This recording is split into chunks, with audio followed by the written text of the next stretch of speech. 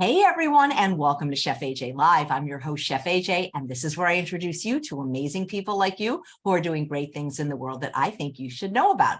Well, this is the fourth Thursday of the month, which means it's time for Vegan Conversations with Robert Cheeke, and he chooses the most interesting guests to interview. And today it's somebody I actually know. I met him on the cruise. I haven't seen him for years. I can't wait to hear what he's up to and connect, but let's introduce the host of Vegan Conversations with Robert Cheeke, none other than Robert Cheeke. I think this is your first show since you've been back from the cruise, right, Robert?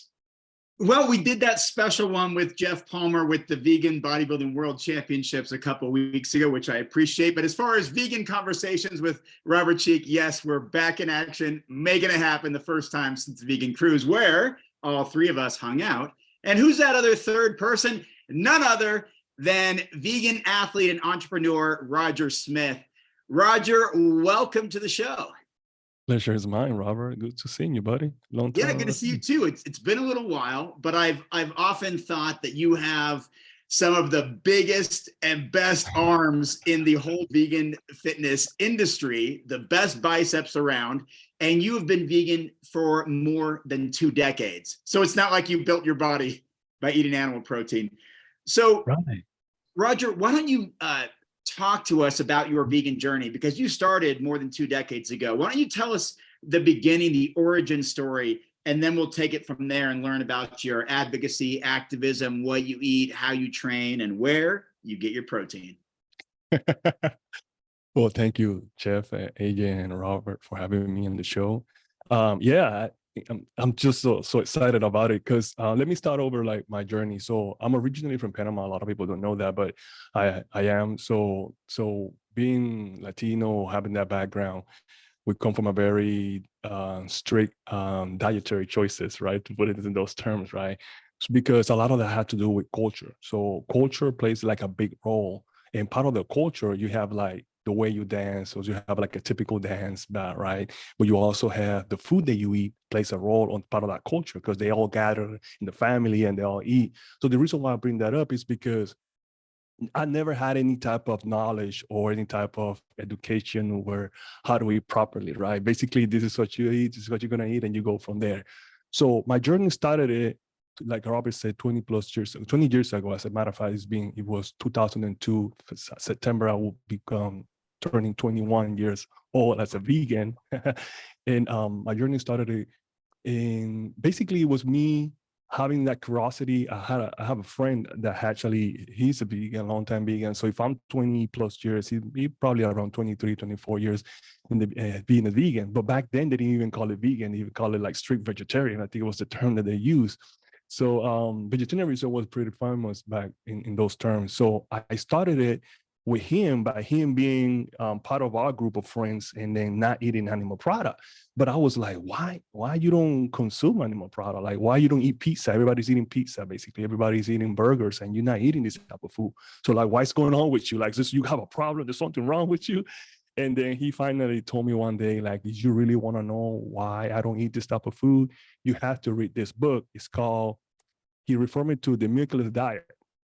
That was a book that he gave me to read, but I read the book, but there was a lot of terms that it resonated with me at that point, right? Because there was a lot of technical terms, and I was in my early 20s, so I wasn't really paying too much attention to health at that point in my life. So my curiosity kind of sparked me to continue researching and kind of knowing more about the lifestyle. And that led me to go online. And when I went online, I saw a PETA video. So animal welfare was the main reason why I actually turned vegan. And from that point on, it's just, I didn't even change. So it's just been like that. So basically my journey started with a PETA video. And it's funny because I asked a lot of my friends that started around that same time, and they all tell me the same thing, like, oh, I got inspired by a video that I saw about animal slaughter and something like that. I don't know, maybe it's a very graphical way to getting started, but that's what we had back then. And the internet was just coming out. So I'm kind of spelling my age at that point, but it was just coming out. So that was basically the main reason why I turned into veganism, and then from there I started researching more and more. Yeah. Well, Roger, that's another thing we share in common. Yeah. I started obviously more than 20 years ago from a PETA video as well. It was factory farming, and very specifically Right. for me, animal testing. When I watch those animal testing videos of animals with their, arms and legs tied down and things put in their eyes, and, forced animal testing upon them, I thought, man, I don't want to contribute to that. And I grew up Right. on a farm. I was around farmed animals and other animals, and I just thought those are really cool practices. And man, what if I could, build my body without having to Right. contribute to animal suffering? What would that look like? So let me ask you about that. Yeah. I mean, you're obviously you're an athlete, you're a vegan Mhm. bodybuilder, you've Mhm. competed. You and I actually competed at the same time, the same competition in Yeah. Texas Yeah. some years ago, about a decade ago, actually. Yeah. Yeah. Yeah. So you and I go way back. We got a lot of mutual friends and a lot of Right. history together. So how did you get into the fitness industry? Did fitness come first, or veganism come first, or they kind of go together? And how did you build such a muscular physique? Oh, I love telling the story because a lot had to do with you. But before we even go there, let me go back. So I'm always been an athlete, right? So I always play sports. So I had to give it up to my dad because he always helped me do something. So I play soccer, I play basketball, I play baseball, volleyball, you name it, every single sport out there, skateboarding, I did it. Like I was a very active kid on my younger age. So during my time in high school, I gravitated to basketball, which is another thing you and I have in common. So I fall in love with the sport of basketball. So I played that sport for my all through my high school year. But I suffered a really bad injury in my ACL, grabbing a rebound, and it kind of quote unquote ended my career because back then we didn't really have that much of the knowledge of as far as like science and technology and how to rehab those kind of injury.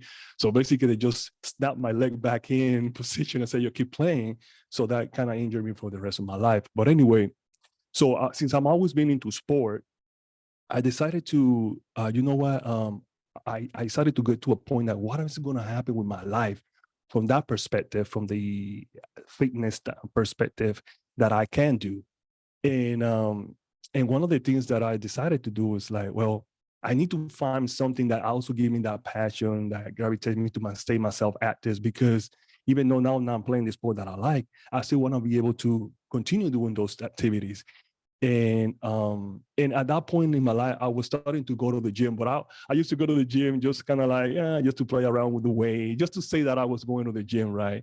I just go and play with weight because I never had a quote unquote problem with weights. I like a weight problem, right? It was I was never I always being slender in the way of my body is. So I never saw like going to a gym for a person that needed to get put muscle or get stronger or any of those things. So since I wasn't really living to go into the gym for that particular reasons, I started thinking, well, what do I do? And then well, at that point in my life, I was in a relationship, and the person that I was dating at that time, she needed to, like, she wanted a workout. She wanted a personal trainer. She wanted a workout. So we both went to the gym, and the guy was like, "No, you also need to go to the gym. This you definitely need to work out. Look at you. You come to the gym. Like, I'm serving you. It was this guy that trains in the gym." So anyway, so that kind of created my motivation. But the biggest motivation was because when I was going through gyms to kind of get information about working out, and we're talking about this was way back. Everybody, when I keep telling them like, "Hey, I'm vegan and I'm not thinking about changing that," they will used to say, "Well, no, you're not going to build any muscle." That was like, how are you going to tell me I cannot build muscle? The answer should be, how are we going to do it? So I think about it from a different perspective. Change the narrative. Don't tell me that I cannot do it. Like, there has to be a way. So I went online. I started researching vegan bodybuilding, veganbodybuilding.com. Hey, there you go. So I found the community. So I found your site. And as you know, and you have shared this for thousands of people, that community, it was like the kickstart for our career in this fitness world. And then you was kind of one of the main mentors of it. That's the reason why, like, I need to meet this guy because he and a bunch of the friends are doing this. But of course, unfortunately, for me, they're not close to where I am. So they're somewhere in the world, but these communities keeping it close. So your website kind of like was the kind of catapult for me to, okay, I'm going to get into a fitness. But if I even fast forward a little bit more to that story, the first time we met was in Portland, right? Remember, in the Vet Fest. Yeah. And then at that Vet Fest, I was getting so many feedback from different folks, like, hey man, you need to compete, you need to compete, you need to compete. Like, I mean, I'm just lifting weight at this point of my life just to be on a healthier standpoint, just to kind of put myself to do something. But now I'm getting a lot of feedback, like, you need to compete. And then I was like, you know what? If people are saying that I need to compete, I'm just gonna try, because I also think that it will be a good way for use it as an activism. And then that's how my fitness bodybuilding career kind of gets started. But you know, a lot of that motivation comes from you, Robert. Well, I appreciate that, Roger. And you know what? You do have one of those physiques where you see you and you're like, man, yeah, this guy's got to be on stage or in magazines or representing veganism, you know, on a larger scale, because, you know, I was a champion bodybuilder, but you are way bigger and stronger than me. I don't know, you know, people may not be able to see through the camera right now, but you are quite a bit bigger.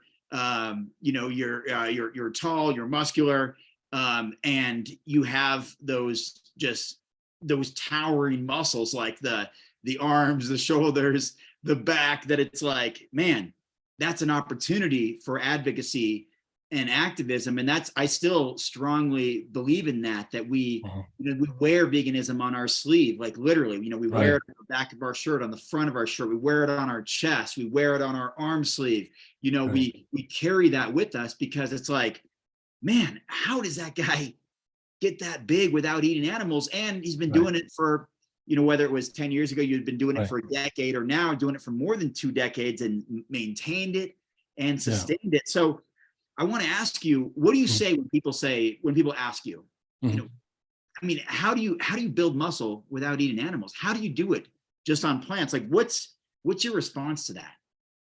Well, so this, for my response to that is there's a bigger why to that, right? So why do I do it is because being a vegan allows me to do, it's something greater than just me. It's not just about me. It's about others. It's about the animals, about life. It's about a combination of things. So I have a bigger why. So when I go work out, for example, to me, it's more than just, oh, I'm doing it for myself. It's there's a greater purpose behind it. Basically, that's what I'm trying to explain here. So what I tell people is that is you really understand the science per se behind building a physique, you're gonna see that it's not necessarily required. You don't need any animal product. That, or it's just the way we've been brainwashed. Basically, the way we've been brought up is just thinking that that's the only source, or that's the main source, or that's the ultimate source of building muscle. Your book says all this stuff about, like, just gotta read all the information. The information is out there. So people have been brainwashed, or are being brought up this way, to thinking that this is the way it is to eat, and there's no other way. And then for people that are, let's say, vegetarians or vegans, that they think that they cannot accomplish their goal because of the vegan diet, or because of the vegan lifestyle, or the plant-based lifestyle. So it's like, it's the opposite, right? So one, they've been saying, no, you can't get that. And the other one say, yeah, you're gonna get it because you have to eat this. And we always tell this thing, right? Why filter your food? Just go straight to the source, right? So we always talk about that. So for all those folks out there, there's no need for animal product for anything, absolutely. Everything that you want, you can get it vegan, right? And then is you have the right combination of eating the necessary food, meals, and necessary for your body to grow, rest, drink water, and do the proper exercise, you're gonna accomplish this goal. Now, how fast do you want to do it? That's a different topic, but you can accomplish this goal, right? So they even added another extra layer to my story is, oh, you're too old. Now it's not that I'm vegan, Robert. Now it's like I'm too old because I'm over 40. So, well, you're too old. No, yeah, you can't build muscle now because you're too old. So I'm like, okay, so now before it was because I was vegan. Okay, so now we got rid of that myth. Now it's the age thing, it's another thing. So it's always something. But if I start listening to every single thing out there that people are saying at me for whatever reason, I will never gonna accomplish anything in life. So we want to be able to stay focused. You'll be able to eat the right proper meal. Look for help. I will advise that you look for help. You have somebody that knows about it, especially if it's a vegan, because you want to find somebody that helps you. I'm hoping that you find somebody that has the same lifestyle, similar lifestyle you have, because they understand your pain, frustration, they understand the struggle, they understand the positive things, so they can guide you better if you have someone around you that can definitely provide you with some incentive when you are working out and doing what you need to do. Roger, isn't it interesting, your observation you made that people are always trying to look for a reason to discredit what you're doing? Oh, it's, Right. you know, you can't possibly really be vegan. Maybe you're actually eating animals quietly in the Right. background, or you must be using anabolic drugs or steroids, Right. or clearly you're not, natural, or you know what, you just can't do this at your age, and Right. that's the barrier. There's this strong projection that a lot of people have that because I can't do something, I don't Right. want to believe that you can do it. Even Exactly. if you're showing me that you can do it, I'm going to discredit you, because if I'm eating animals and I can't do it, there's no way you can do it without eating animals. And I like the way you said it a few minutes ago when you said you were just learning, you were kind of getting into the gym, and people said, "Oh no, you can't do this on a plant-based diet." And you said, "How are we going to do it?" Right? You asked the question. Now, don't tell me I can't do it. Say, how are we going to do it? Understand that amino acids are amino acids, and they come from the original source from plants. Right. Right? This is where you're going to get the original sources of the building blocks of protein. You're going to get the original source of vitamins, minerals, antioxidants, fiber, nitric oxide, water-rich foods, high nutrients in low-calorie form. So you're not going to carry a lot of very likely extra Fat. Yeah. Those nutrients are going to go to use. They're going to go to build your body. Like, I like that you asked that. How are we going to do it? Don't tell me I can't do it. Let's just talk about how we're going to do it. So let's talk about that for a minute, Roger. So what are your, people always want to know about not only what you eat, but they want to know about protein. It's the most popular word in the nutrition world, this macronutrient, protein. So what are your favorite plant-based protein sources, and how do those fit into your meals? So if you could talk about your favorite sources, but also how you work those into your meal plans. Yeah, that's a good question, because it get asked a lot, and I honestly, I tell my clients and tell myself that I won't say not necessarily not to worry about protein, but you should not make a big quote unquote deal about protein, because if you're eating a whole food plant-based diet, it's so rich, it's so nutrient dense, it's so rich in all the different amino acids and vitamins and minerals that you're gonna be getting. So you're gonna be getting all the nutrients that you need. So some of my favorite sources of proteins, we got, I even though I eat beans more as a carbohydrate, but they also have protein. Same way with vegetables have protein as well. So it's hard for me to miss it, right? But I can add to that, so I can add some like tofu. We add lentils into it also. We might do also some seitan every now and then. So this is some of the main sources of protein, but I keep my food very balanced. I focus on eating my combination. I eat all my macronutrients, right? I eat my source of protein. I got my carbohydrate, and I have my fat. So for healthy fat, I like to eat nuts and some seeds, and also avocado. That's one of my favorites. And so for carbohydrates, I usually stick into sweet potatoes, sometimes brown rice in that sense. And there's also protein in rice as well. So and for protein, I could do soy. I could do some lentils. I could do some beans. So just a variety of food, amount of food, as long as I'm eating that amount of calories, and breaking those down in my in carbohydrates, proteins, and fats, I'm able to reach my goal. And then everybody can do that, but you just have to know how much is that amount of food that you need to eat to establish to get to that goal. And we have spoken about this many times. So me personally, if I tell you like on a regular day how my day looks like, so I might start my day with like oatmeal. I drink oatmeal with my water. This is just about a bit of competition, just to boil a little bit of the extra calories in there. But I might use some flax oil. I mean, some flax milk per se, and then maybe might sprinkle a little bit of hemp seed into it. But I also like to do a lot of fruits, and so I eat blueberries, all the berries. All the berries are my favorite. Are really good for you. the berries, bananas, of course, as well. So I do a lot of fruits, and then the rest of my meals, my 4, 5, 7 meals, in the remaining of the day are going to be very similar, right? I might have either fruits on one side, because I like the sweet. I have a sweet tooth, so I like dates, for example, because I love sweets, right? So I might just eat dates by itself as a snack. And then my meals will be basically either sweet potato, I might have maybe tofu on one side, and just salad. And I just go crazy on salad. My favorites are spinach, broccoli, asparagus, Brussels sprout, you name it. So like I don't really limit myself. I don't limit myself. I try to keep it as much colorful as possible and simple, because I'm a guy, so I like to just go quickly to make my meal and go on my business. I do wraps as well too, and just basically use a whole wheat wrap and make it that way. But I try to keep my foods very simple, and then because at that point, especially when I'm competing, food for me is more as a fuel, not a luxury. So I avoid going out and having a lot of oily food. So I basically focus more on eating at home, and I control what I eat and how much I'm eating. Yeah, Roger, you just said two things that I think are simple but very profound. Yeah. One, you said a little bit ago, and I want everyone listening to remember this.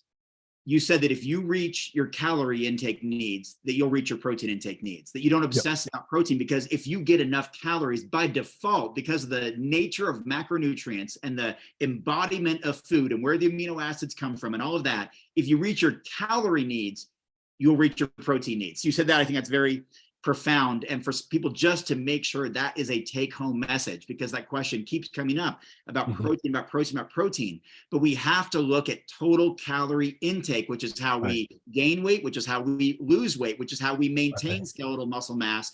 It is a reflection of whether we're in a calorie surplus, a calorie deficit, and the nature and the source of those calories, which I appreciate you sharing the types of foods that you eat. And the other thing you said was profound. It just slipped my mind, so I'm gonna have to remember it. I'll have to come back to it. It was the last thing that you said, so I'll come back to that when I think of it. But I appreciate you sharing not only your diet and why you eat the foods that you eat, but that's what makes up a diverse calorie intake that supplies the things like the micro and macronutrients that we need to consume. If I think of that other topic, I will let you know.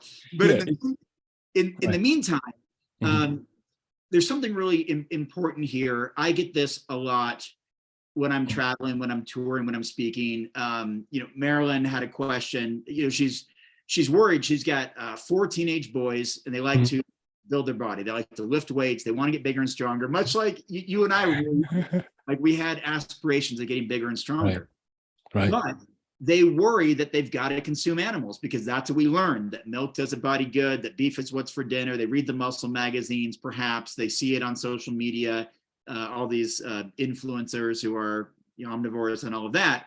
And so she's asking, how do I convince them or convey to them that they can get all the protein they need from plants? Because, and this is important, I'm concerned about their future health because of the relationship between animal protein and heart disease and other common degenerative diseases. What would you say to Marilyn and her about her 4 teenage boys who are currently on a path of building muscle eating animals? Yeah, that's a really good question, Marilyn. And first thing, congratulations for actually being a very upfront mother, and then trying to help your kids to have a longevity, because that's what we want to accomplish. And the reason why I said it is because a good friend of ours, Dirk Treesize, told me one time, and he told me one time that I get a lot of messages from different people that we know, so I might quote them every now and then because that's stuff that's stuck in my mind, and I think that can help you guys in some way, somehow. So Dirk Treesize one time told me, I'm gonna help you to build a longevity in the body using bodybuilding instead of just getting a quick body. So what he meant to say, and I'm not quoting him in the way exactly, but this is kind of what he told me. He basically was saying, like, use the sport of bodybuilding to use it as a fitness goal for you, as a fitness strategy for you, and not just to, oh, I want to go on stage, have a quick body and win a trophy and get out. No, use it as to maintain yourself active, as a sport that allows you to have a longevity in life, to strong your bones, your muscles, and other different things. So, and have a better health, you maintain a nice waist and maintain a nice physique. So basically, that's what I'm using the sport for, which is a good message. So going back to Marilyn's questions is, I think, Marilyn, you have to start with providing them with information. And one of my ways that I think that I can help them because of their age is to look for vegan influencers that they can actually associate with, or they can see themselves, or they can reflect with. Like try to find these athletes that you think that they have some good qualities, and then those, because Robert have a huge list on any of his book that you can just go through the list to find which of these athletes that has the personality, the qualifications, whatever your requirement are. Find those athletes and have them follow them, because if these people are doing the right thing, then it's easier for them to follow the message from the others than follow your message. Because usually when we are not on that age, teenagers, we don't want to listen to our parents, but we'll listen to outsiders. And then the same thing outsiders are telling us, the same thing my parents might be telling you, but we don't, at that age, we don't associate that, because we just rebel, right? We just do, oh, we know what we're doing, we know what we're doing. So one of my suggestions is try to find like a role model. And I don't necessarily I like to use that term, but trying to find an influencer, or just to use a term, as somebody that they can mentor them in that sense, and they can see that, hey, this guy is doing the right thing, or this girl is doing the right thing without consuming animal product. I think that would be a good starting point.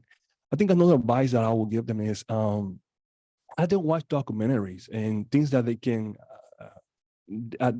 Things that are more practical, because if you sit down and give them a lecture, they're just going to bore and not going to do it. So it has to be a way that it captures their attention. So maybe like a documentary on TV, or maybe on YouTube, or watch a video, something that is related to the topic, and then create a conversation. Don't try to like go hard on them about it. Just hey, what do you guys think about that? Why you don't try for a period of time?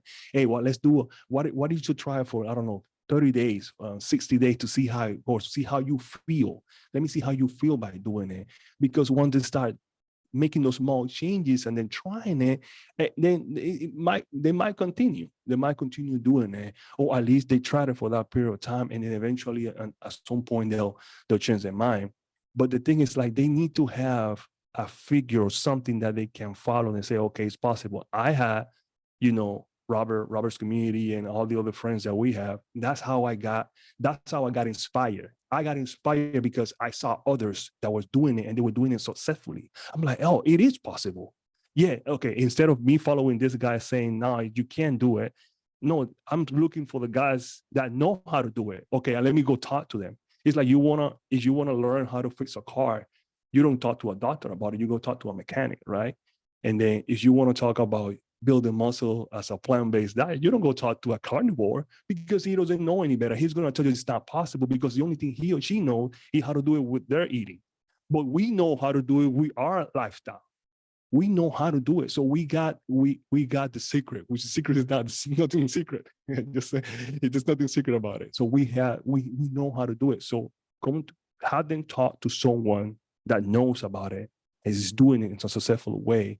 That way they can get inspired, and then hopefully that helps them make that transition. Hopefully that helps. Yeah, thanks, Roger. I think that's great advice. You got to find role models. You got to see people that you can try to mimic their actions, mimic their meal plans, follow from their example, look to them for guidance, advice, or as simply as a role model, as someone who has already accomplished what you're trying to accomplish. And I think that's great advice. So vegan influencers, vegan athletes, vegan experts, you're right. When you're trying to learn something new, you go to someone who's already done it. You don't go to someone who doesn't have experience in that area, or else they are going to lead you astray, or they're going to say it's just not possible. And as you and I know, and many others know, that it certainly is possible. And not only is it possible, you can do exceptionally well. We know many colleagues who got their start back in the early vegan bodybuilding website, like Tori Washington, and Yeah. you mentioned Derek Treesize, and Yeah. Nimai Delgado, Natalie Matthews, and Right. so many others who came up through the ranks and now are either professional vegan bodybuilders or have elite status or champions in numerous organizations and all of that. And Right.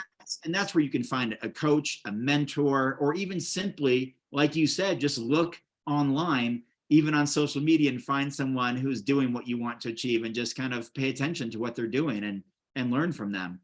There are also tons of authors and chefs and personal trainers and coaches and fitness enthusiasts in the vegan world that you can look to for guidance too. Absolutely. Yeah. One time I asked you, because I had a Robert in my podcast, and well, I asked him a question the other day, like where he thinks the future of veganism is heading to, and he had a really good answer. He said, I think it's interesting because I asked you that question maybe like 2 years ago, and then this is what's happening now. So you literally like prophesied. You basically, I asked you like, where do you see the future of veganism going? And you say, I think more athletes are going to be doing plant-based, and they're going to be the ones that are going to inspire the next generation. Well, now, I mean, how many NBA players do we have now that are plant-based? I mean, and in all the different sports. So basically what you told me 2 years ago is like what's happening right now. So going back to Maryland's, whatever is your kids' sport or they want to do, they want to build muscle. There's a lot of athletes, famous, non-famous, influencers, whatever. Just find one, follow them, and they'll put you. A lot of them are happy to just share their experience. They're happy. They're happy to share.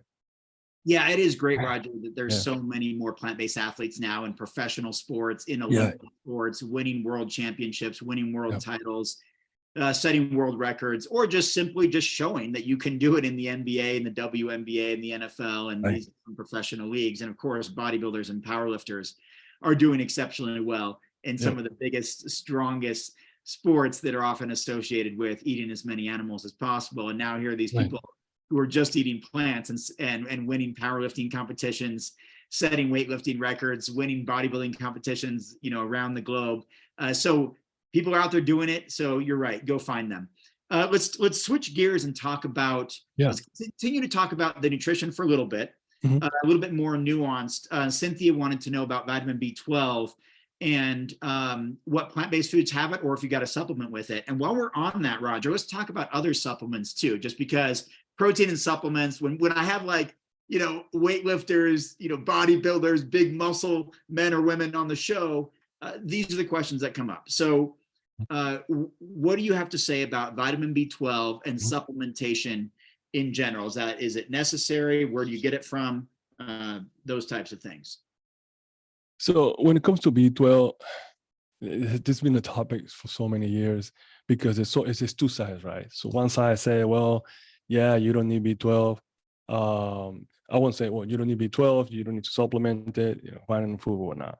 Other says that you do, you not. So it depends on what size you are. So I personally feel like if I'm eating food that has B12, then I'm taking B12. So for example, nutritional G's, or the ones that I get, has B12 on it. So if I'm using Nooch in my food, so I'm consuming the B12 that comes into so the fortified flakes, like they call it. So it comes in my food. So I'm taking B12. So at that point, I don't even thinking about supplementing it. So because it's in there.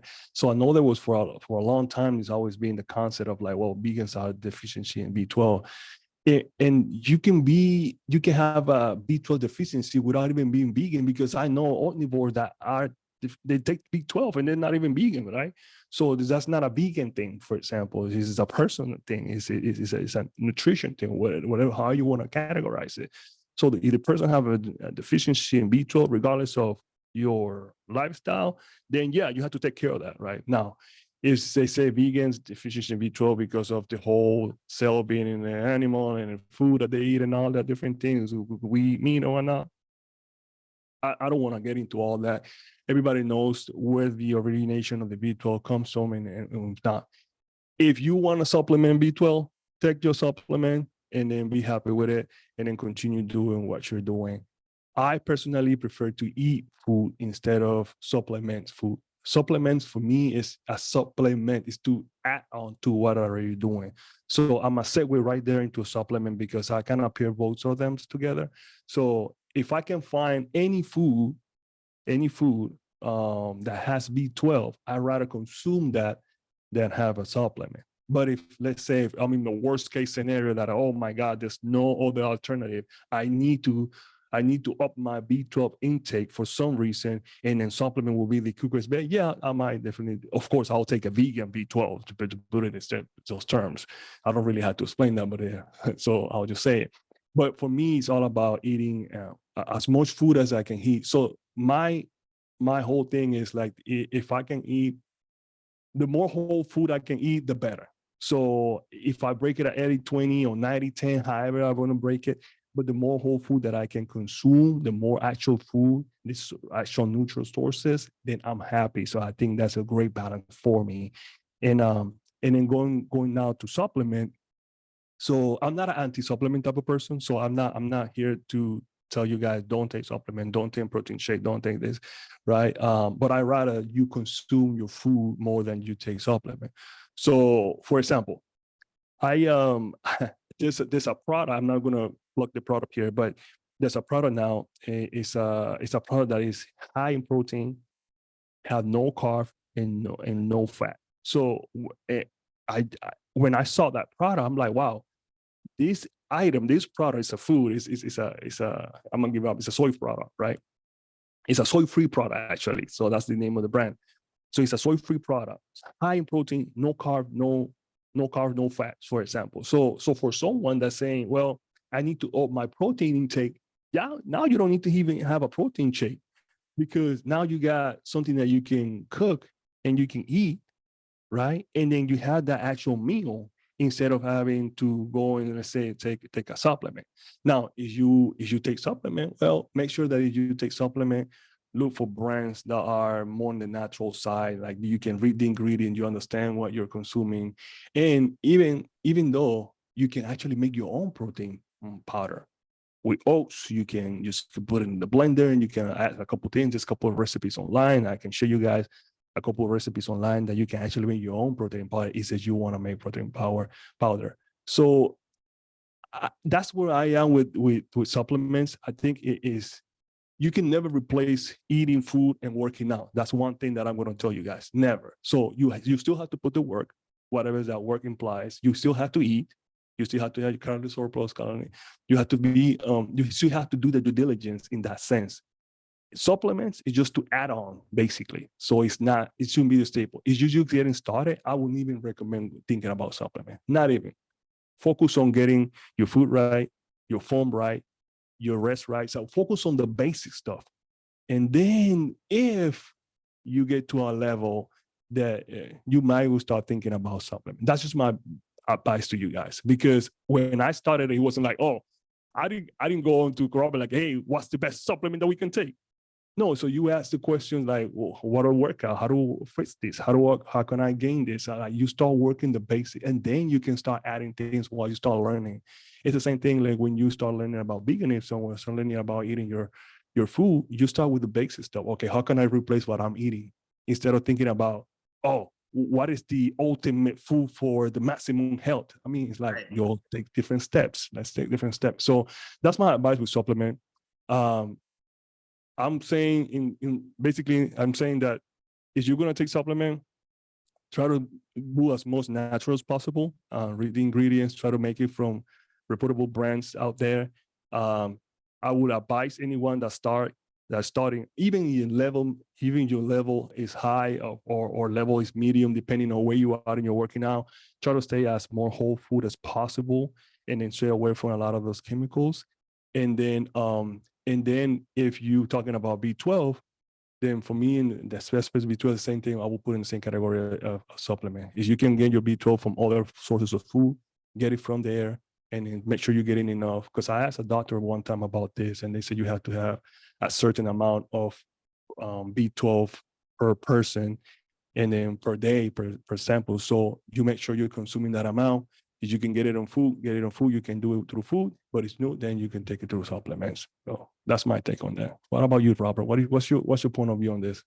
Yeah, I think also it's important to get blood work done to find out what you might be high or low in. For example, I mean, when I got tested fairly recently, Yeah. my B12 was off the chart on the high end, right? And so I haven't even supplemented with it in a while Look at because that. I was on the high end, like I was on the highest end of B12 levels, and maybe that's just me. Everybody is different. Yeah. Obviously, I was supplementing with B12, but even not all that often, to be honest. I was just, I would just supplement with it every now and then I haven't done so in months because I was on such a high end. It didn't seem like it was a priority because, like you said, you can get it from food, and the absorption is what matters most. And so when it comes to supplements, I have this exact same perspective as you, Roger. So I don't need to repeat everything, but the idea, I look at it the same way, that it's designed to supplement a nutrition plan that should already be the foundation of your overall health and food intake. I thought of an analogy while you were talking about that. You were talking about how, come on, you got to just start with the basics. I mean, eat the basics, eat the macronutrients, make sure your calorie needs are met. Eat mostly whole foods. If you're going to supplement with natural sources as much as you can, and all that kind of stuff. It's very much like I started thinking about going to the gym. If someone's new to going to the gym, you don't need all the wrist straps and the gloves and the special equipment and the chalk and all this. No. You just got to get the reps in. You got to put the work in, do the basics, the presses, the pulls, the compound multi-joint movements, the leg exercises, free weights, machines, that kind of stuff, before you get into all the nuanced stuff that is for people who are much more advanced. And so will you see supplementation on a relatively large scale in the bodybuilding industry? Sure, absolutely, because these are very nuanced things where the minutia matters as far as manipulating body fat intake and how this supplement interacts with this other supplement to give you this really low body fat and muscle definition and this view of conditioning and all this kind of stuff, muscle symmetry and balance and all that. But that's for people who are really advanced in that area. For most of us, we just need to eat healthy foods. I mean, Roger, some of this stuff is going to alarm you. 80% of Americans eat fast food once a week. 37% of Americans eat fast food every single day of their lives. These are official polls, some done, I've cited them in some of my recent work. That this is just the nature of it. Most of us are not eating healthy whole foods as the foundation. We're eating a calorie surplus beyond what we're burning off through our basal metabolic rate and through exercise. This is adding to weight gain across the board. Something like 73.6% of Americans are overweight, 40 something percent, I can't remember exactly, 47% are clinically obese, that kind of thing. That comes from a foundation of diet that is not anchored in whole foods. And we know that. And it's not just animal foods, it's soda and it's oils and it's all that stuff. But when do we eat those things, Roger? We eat them when we're going to go eat animals. We drink soda when we're going to go to a burger place. We're consuming all this extra oil because it's on our burger, on our pizza. It's in our tacos. It's in the food that we're consuming where animals are consumed the most. So even though some of these things are not necessarily coming from animals, like the sugars and the oils and the salt and all that stuff, the way it's consumed, the package in which we intake it is from fast food restaurants, family diners, frozen entrees, and food that is largely animal protein based. So we can just simply avoid that. And then honestly, I think, Roger, the need for supplementation decreases when the nutrient intake goes up. You know this, I think, about me. I haven't used sports supplements in more than 10 years. And I'm still, like you, in my 40s and at times in some of the best shape of my life and some of the strongest I've ever been in my life without any supplements except for B12 at various times throughout the year. So I think we're on the same page there. And I think Jody had a question about what do you look for in supplements and all that. I think you already answered that. When it comes to protein shakes, you talked about looking for ingredients you understand as clean as possible. Look for whole food sources of these protein supplements, or even just increased protein sources. You know, Yeah. Yeah, just make your own protein powder. If you want to make a protein powder, just you can make your own one. Oats, beans, you blend those stuff and flavor looks like a powder, and then and then that's it. You can use dates, sugar. I mean, there's so many ways you can do it. So I mean, if you really want to do it that way, you even save a little bit more money, and in the same time, it will be a lot healthier because you know what you're consuming. So yeah, and Roger, we have a plastic crisis around the world right now, wow. and many protein powders come in plastic containers. I know some are in biodegradable bags, but only a few of the hardcore vegan brands are. In general, protein powders tend to come in these plastic containers, and yes, some might be recyclable, but many of them end up in landfills and in the ocean, and causing all kinds of problems with this plastic crisis. So if we can reduce that consumerism and excess waste by just having some extra nuts or nut butters, or have a little bit extra lentils, or have a 3-bean chili, or put some almond butter on your apple slices, or have a peanut butter sandwich, or have some tofu with your stir fry, or add tempeh with your vegetables or your noodle dish. It's that simple. So let's talk about training just for a moment here. Yeah.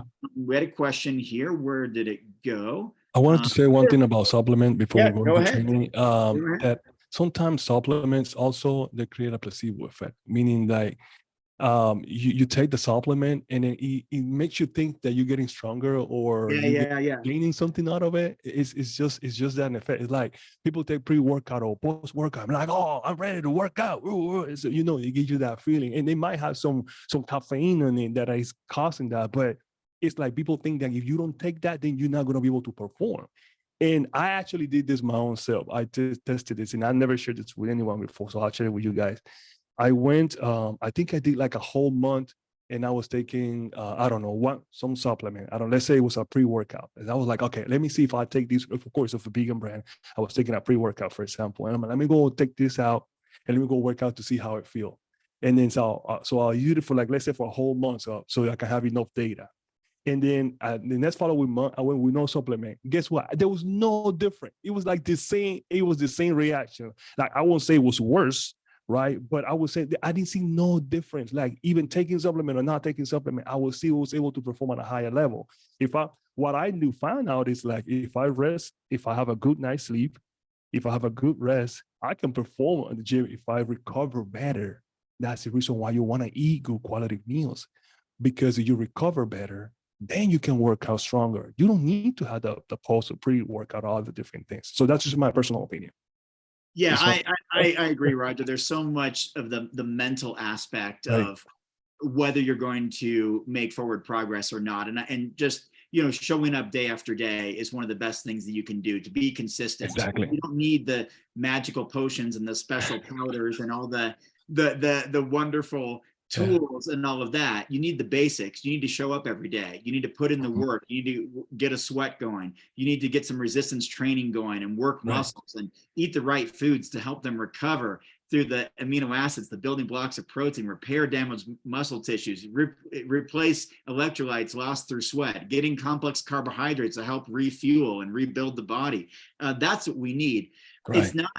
It's not this special science, except for those at the very, very elite level. And even at that level, I interviewed people for the Plant-Based Athlete. There were many Olympic athletes, numerous Olympic athletes, including Olympic medalists, who were worried about taking supplements because they thought they might fail a drug test, even if it was a simple like hemp protein or protein powder. And so we know unequivocally that we don't need to do these things. And you look at someone like Rip Esselstyn, who just set a world record in the 200-meter backstroke for his age group last year or 2 years ago, age 59, I believe. And he doesn't use any supplements and hasn't in decades, to the best of my knowledge. I mean, he's very much, he's the son of Dr. Esselstyn. I mean, that's what they do. They do a whole food approach. He's plant strong. And so he's just one other example of achieving high levels of athletic success without having to rely mentally, psychologically on something that may or may not help you all that much, when what really matters is the mind-muscle connection and what you're doing with your athletic training. And I also I even wrote it down, somewhere over here. I think I tossed it to the side, but having a purpose that's bigger than yourself. I'm motivated by the same thing. I recognize that working out is hard, you know, that it sometimes creates pain in the muscles when you're training, Right. but I'm doing it because I'm trying to make a better version of me to represent veganism the best that I can, to encourage other people. Like you said, the impact that maybe I had on you or that I had on other people, like that means a lot to me. Yeah. And I know it's far reaching, and I know it spares animals from life of misery and suffering. And that matters to me. And that makes me train and gives me a psychological advantage more than some sort of supplement would. So let's transition to training. There's a few questions about training, but I'd be remiss if I didn't ask about, you know, veganism within the Latin community and some of the places you've traveled all around the world. And I want to hear some about the most vegan friendly cities you've been to and countries, and maybe some of the least vegan friendly cities and countries. I know you spent some time in your life living in the Caribbean, in New York, in Texas. I'd like to hear, I think just on a personal note, I think it's quite interesting, but you also have lots of interest in your topic here. So there's lots of questions coming in. So let's power through some of these, maybe relatively quickly if we can, so we can talk about some of the stuff that you do as an advocate for veganism, which I think is important. Okay, so Steph has a question about if you can talk about resistance training for postmenopausal women who are beginners, and maybe just for anybody who's in a little bit of the older demographic, how important weight training is, men or women, if you could tackle those questions. Yeah, so it is a good question, because recently my dad was asking me about workout, and I actually built him a home workout. We work with his own weight, so he have like a 15, 20 pounds dumbbells and a kettlebell, and we were able to set up a really nice workout. So I advise you can work out about 35 to 40 minutes. At least 3 days, during the week, 3 days during the week. It will be a sweet spot. If you want to up it up a little bit more, depending on your level of intensity. So I don't know if you're just getting started or if you are at an advanced level. Yeah, beginner. You're a beginner. Okay. Yeah. So I will suggest you can do a lot of body weights. Start with your body weight, right? Until you get comfortable, learn the movement. So things that you can do, functional movement. Robert preached about this, he talks about this all the times. Workouts that you can do, that you can move, jumping jack, push-ups. You can start with the basic levels. That will be a good things to do. Do things with, if you have a resistant band, you can also use that as well. So 3 days a week, 35 minutes. Maybe you can include a little bit of cardio as well. And then, of course, find out what is actually the intention of working out, because we can customize that workout based on what your goals are. If you want to lose weight, gain muscle, I mean, depending, right? But so this is a broader topic that we can discuss in a whole session. But I would advise using some kettlebells, using dumbbells. You can use body weights just to get started, just so you can get comfortable. You can do squat, and then raise your hands up, for example, and that's an easy workout move, but it's such a functional move, and it works out your whole full body. So, and then I can name out a couple of moves just like that you can incorporate. So I hope that helps. I don't know if you want to add to it, Robert. So, or they would like to hear like a workout plan. No, I think I think the point is it's okay to do resistance training beyond just cardiovascular training, and resistance weight training is going to be great for building bone density and strength, preventing injuries, building up strength, and helping us build our bodies as we age. And I think that's important. And I think that's good for anybody over 50, 60, 70 to be doing resistance weight training. It's very, very common. I see that at my gym. I hear that when I'm with Larry Krug on the Vegan Cruise, who's in his 70s, and he's a trainer, and he talks about that too, that the power of resistance weight training as we age for bone density, strength, muscle mass, prevention of injury, all of that kind of stuff. So that's great. Really quick questions here. MJ, I don't think it's Michael Jordan, but we'll pretend that MJ's not with us because we're big basketball fans. So we're gonna pretend the GOAT is in the house, like the greatest of all time. Greatest of all time. MJ wants to know a good snack to fuel a late afternoon workout, and also thanked us for the conversation in this topic and has really enjoyed us. So thank you, Michael Jordan. Roger, what do you got for like a afternoon snack to kind of keep you going for fuel? They with peanut butter. Cake with peanut butter. Okay, hey, let's move on from there. Rachel had a question. I think you actually addressed it briefly. She's curious about where you get B12 in a whole food plant-based diet. If it doesn't come from supplements, I think you mentioned nutritional yeast, maybe. Correct. I know some people talk about different types of seaweed like dulse. And Right. also I think the answer is probably fortified foods. I mean, there's lots of Correct. fortified soy milk, There you go. fortified almond milk, that kind of stuff, which might Correct. not be 100% whole food. Right. But Right. the point Roger was making, Rachel, was that you don't have to necessarily go take a supplement like a pill or a tablet if you're eating foods that either naturally contain some level of B12 or are already fortified and enriched with it. And that's been my experience too. And blood work revealed I was on the very high end of B12. So I think you were clear that's the clarification there. Roger, let's as we wind down here, let's kind of do some rapid fire questions. Sure. I want people to learn more about you too. So what is your favorite form of vegan advocacy? So right now, Robert, I had two ways. I had two ways that I write to help people. So one is I use the fitness part of it. As you guys can tell, vegan bodybuilding, I go on stage and I perform, and I always represent veganism, even though it's a solo sport, but I perform it from a high level, right? So that's one of my form of activism and advocacy. So the other way that I like to do it is to spreading the message or communicating. I have a couple of platforms that I open just to simplify that I would like to spread myself and my experience, things that I lived through.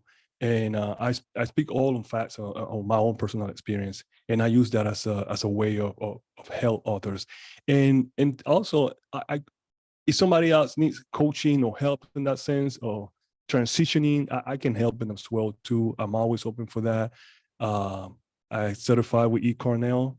So, thanks to you, I got that as well. So I'm always use those different type of resources so I can have more tools so I can help people in that sense. So any way that I can help, I'm here available for you guys. So either through coaching, either to fitness, or just by consuming my content.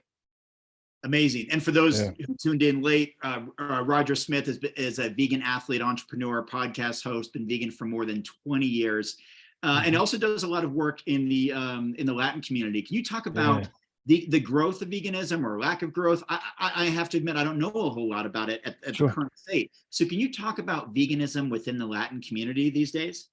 Yeah, so this whole thing started for me as a curiosity, right? Because I was trying to find out information regarding like who are the because here in North America, including Mexico, US, and Canada, we have tons of information, tons of influencers, tons of people that you can listen to and learn from.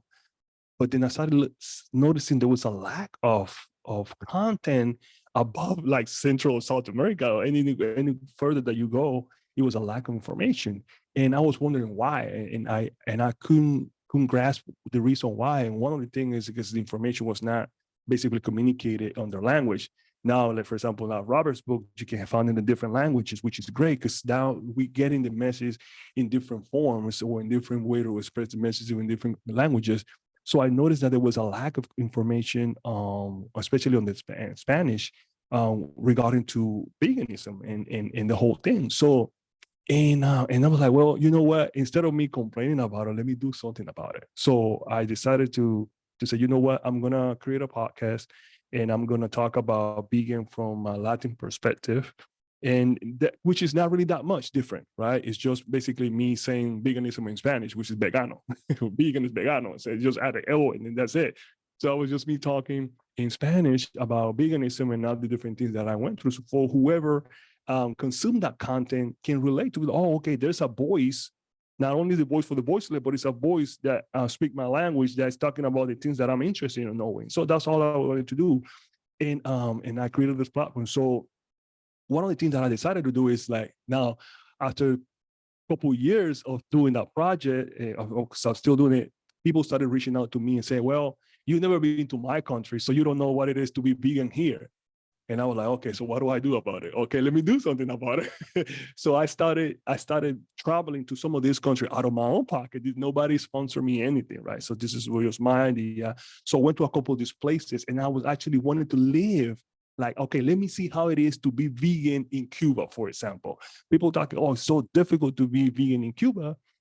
And then I did that with a couple of other places. And the one thing I found, just to, because I can tell you guys the whole story, but this is gonna take it forever.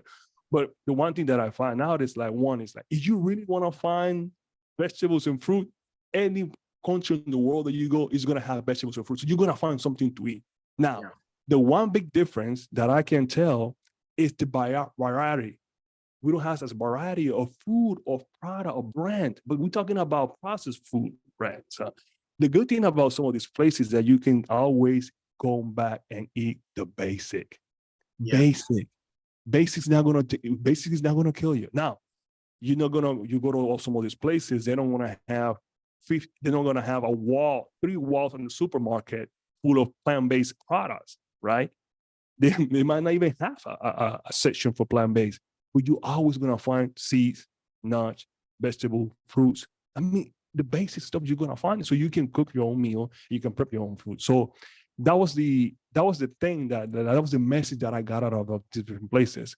Now, the other aspect is that by not having the variety of food, and or in these places, in these countries, and then there's a lot of politics behind it. It could be because the government doesn't subsidize vegan food and all the different things. It creates a market for local people to create their own product.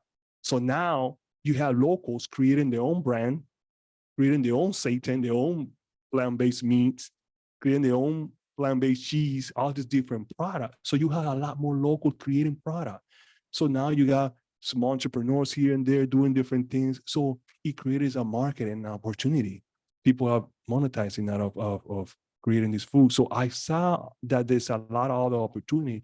So when you block, you only blindsided and you only see one way.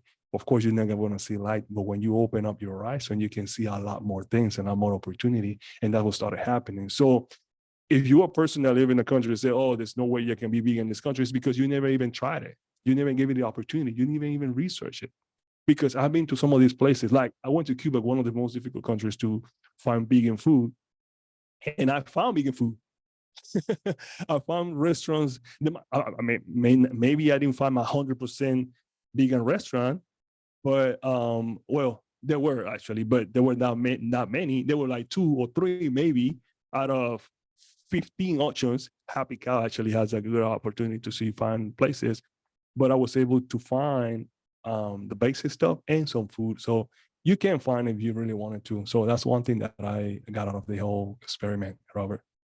Yeah, just out of curiosity, I've traveled to a lot of countries myself, although admittedly, many of those countries were back when I worked on cruise ships 20 years ago, and I was just dropping in for the day. And so it was easy to just eat for the day. I wasn't immersed into the culture, into the country, but I've been to a lot of places as well.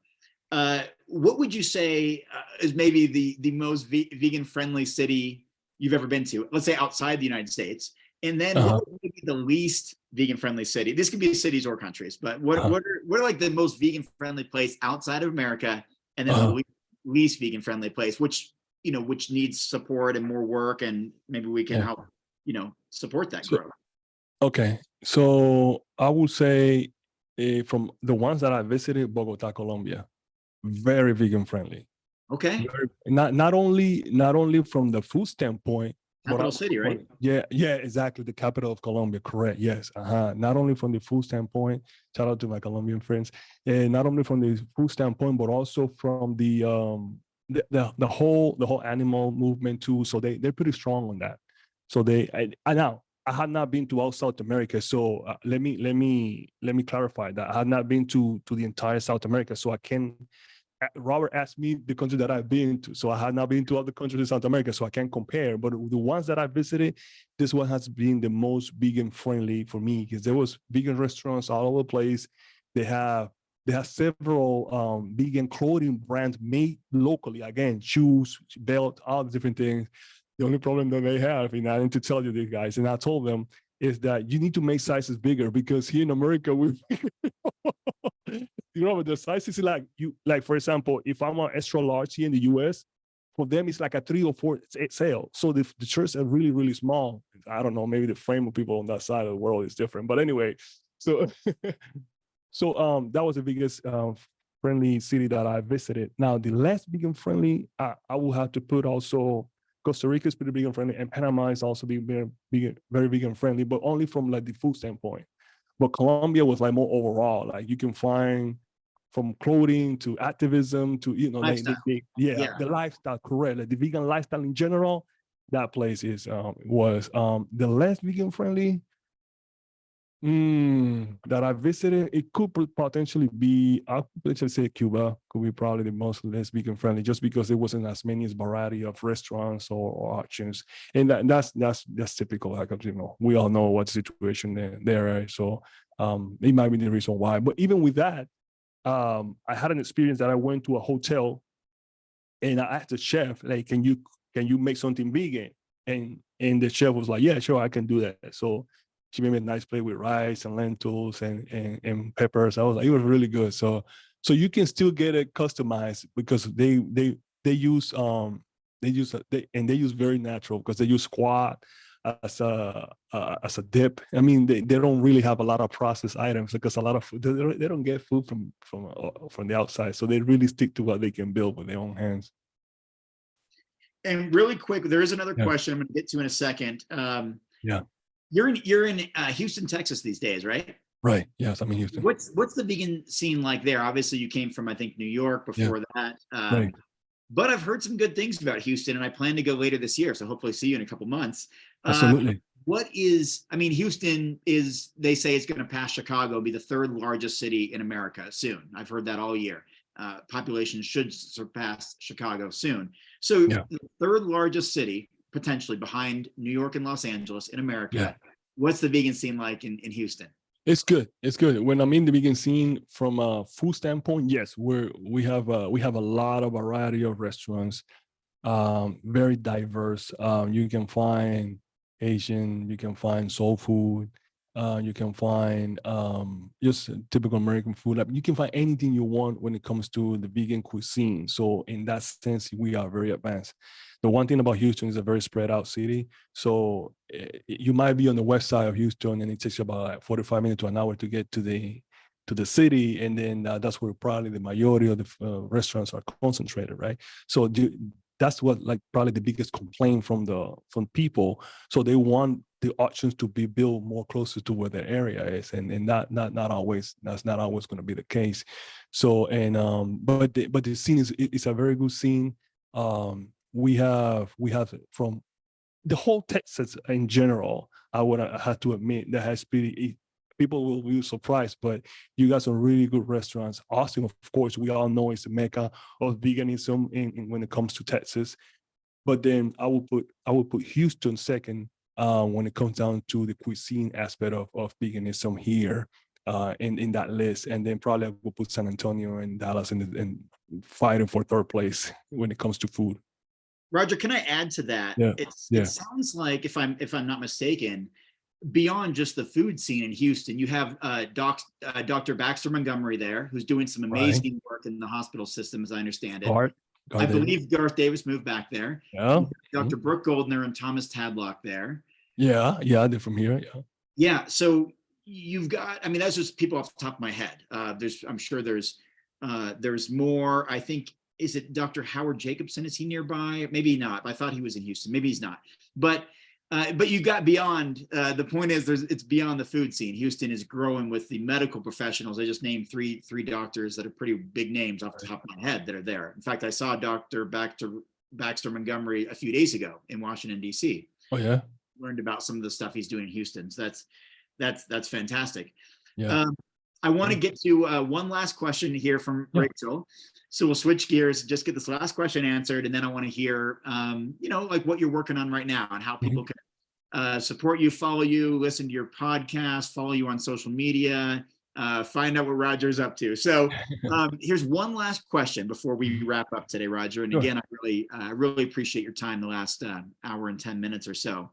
So Rachel's back. She had a question about B12. We got that addressed. She has fibromyalgia and has mostly upper thighs get tired and hurt. And tiredness really hits when she tries to squat in the gym. And she wants to get stronger, especially with her legs. What's the best food to have before a session? And how long before should she eat to give her energy and strength to get through the 45-minute workout? So she's dealing with some pain and soreness and wants to know, and tiredness and what she can eat before workout to kind of power her through. Wow, that's a good question. Well, first, as far as the pain, I would advise that you check out the doctor, because I can't give you a medical advice from that. So, but when it comes to food prior to working out, like I personally work out with an empty stomach. But if you want to eat a meal before working out, you can just eat a banana some days, something around very light. I won't recommend having a heavy meal and then go work out. And then, so try to have that meal after that. So that will be my advice. And then after you come back from the gym, so I'm assuming that say you work out in the morning, then you can have your breakfast, whatever it is that you eat for breakfast. You can have your oatmeal, you can have your toast or whatever it is that your breakfast looks like. Is you work out at night, same thing. I'll have something light. I will have something light. I'll maybe wait 15 to 30 minutes to wait just for food to kind of settle, and then I'll go work out. Then work out, and then you have that meal. Hopefully you don't go too late to the gym, that you eating that really late at night. But at least I would just try to schedule that way. I don't know if you have another piece of advice when it comes to that, Robert. Well, I would just maybe add, try to consume as many anti-inflammatory foods as possible. I mean, obviously, pro-inflammatory things that lead to soreness and tiredness, and that are ongoing issues for a lot of people. From a very oftentimes a pro-inflammatory diet, or even just a pro-inflammatory condition, like perhaps like fibromyalgia. So I would, turmeric and ginger and leafy greens and foods like that, and maybe even for like the fatigue, maybe even things that are rich in nitric oxide, like beets and leafy green vegetables, which help as a vasodilator to expand blood vessels and increase blood flow. High hydration intake. I'd probably eat a high antioxidant content, dark pigment berries, dark pigment sweet potatoes, things like that. So that's all that I would add there. And one more thing, and I think she mentioned her squat. So from a workout standpoint, look for variation of squat. So what I mean with that is, like, if you don't have to have the heavy weight in your shoulders and try to squat it, you feel that you're having knee problems, maybe you put a chair and then try to sit down and go up and down to that chair. So just try to look for variation. So that workout, sometimes you have machines at the gym that it's a squat machine, right? And then it allows you to kind of alleviate some of that tension. Also, the Smith machine is another way that you can do it. So look for different alternative until you get comfortable enough, or until you get stronger in those joints, or whatever is the recovery process that you need to do prior to do that. Plus, find other workouts that you can do that doesn't require you to, for example, say do squat, because not necessarily because the person that do squats is the strongest person ever. No, but it's a variety of exercise. So just look for variations of workouts. I agree, Roger. I don't do squat in the gym. I mean, I haven't squatted in years because I've got the herniated discs in my L5-S1 lower sacrum. So, but my legs still to this day are maybe my best muscle. Amazing quads, because I do leg extensions. I can do leg presses because there's no pressure on the lower back because you're locked into a leg press machine. I do hamstring curls lying down or seated or both. I do the little donkey kick machine for glutes. I do the calf raises in different varieties, seated, standing, or even pressing on the leg press machine. I do variations of leg press machine where it hits the quads, hamstrings, and glutes at different angles. And that's all without compromising my spine by doing a squat position. So you're right. There's plenty that you can do beyond squats to build leg strength, endurance, muscle, bone density, all of that. So Roger, we're coming to an end here. This is actually maybe one of the longest episode I've ever had here on Vegan Conversations with Robert Cheeke. I've thoroughly enjoyed it, Awesome. and it's always a pleasure talking to you, Roger. I do hope to see you in a couple months. Can you just maybe finish up by telling us what you're working on now, and how we can find you online, or how we can listen to some of your podcasts and all of that?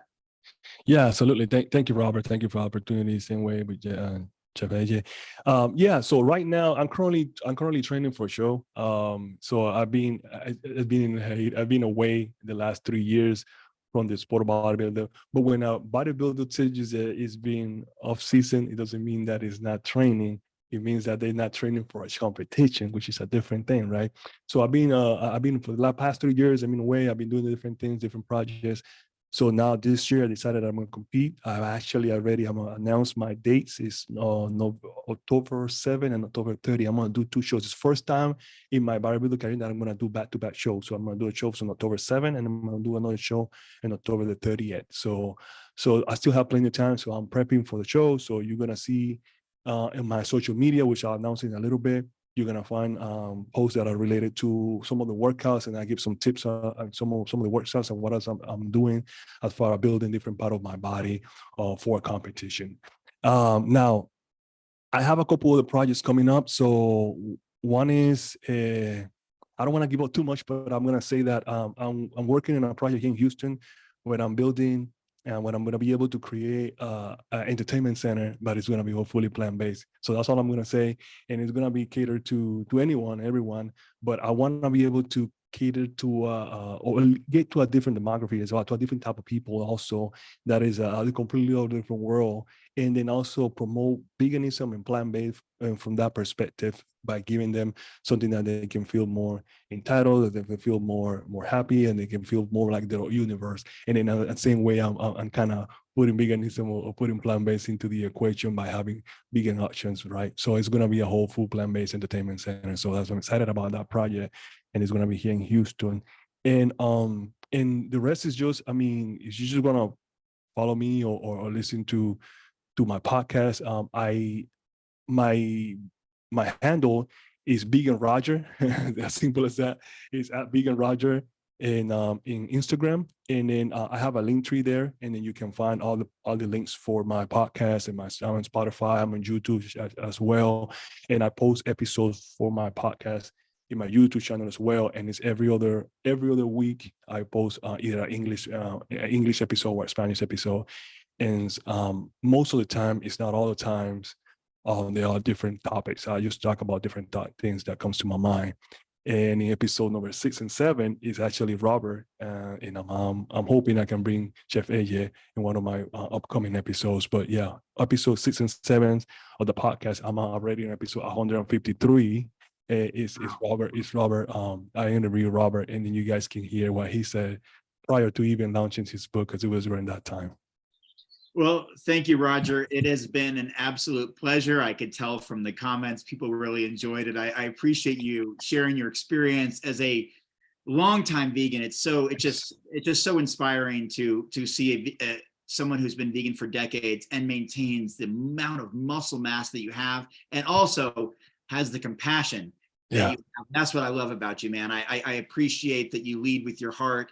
You're a compassionate guy. You've always been incredibly friendly and outgoing every time that we've crossed paths. And I thank you for joining me today on Chef AJ's channel for Vegan Conversations with Robert Cheeke. It's been a real pleasure. Anytime, guys. I love you guys, and I appreciate you guys for having me. Thank you so much. This was a wonderful interview. It was so great to get to know you a little bit better, Roger, and I'd love to be on your platform anytime and have you on mine as well. And Robert, do you know who you're interviewing next month? And I wanted to tell you, Dr. Howard Jacobson, I believe, is North Carolina.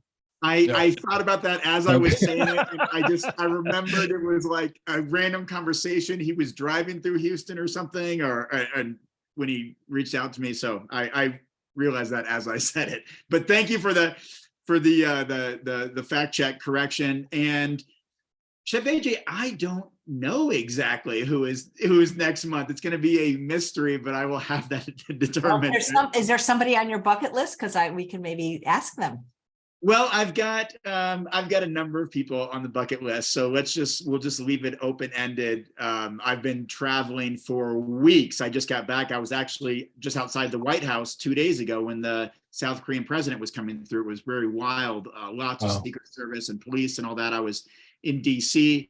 Just got back, and then I'm on a plane tomorrow to Portland, Oregon, to do a book signing at Next Level Burger in Portland at the West Burnside location. So that's on Saturday. So yeah, I'm on the go, but don't you worry. There's going to be I don't know how you do it, fantastic Robert. guest coming You're next like the hardest working person in the plant-based world. Right. Thank you so much. Absolutely. And thanks all of you for Appreciate watching it. this episode of Chef AJ Live.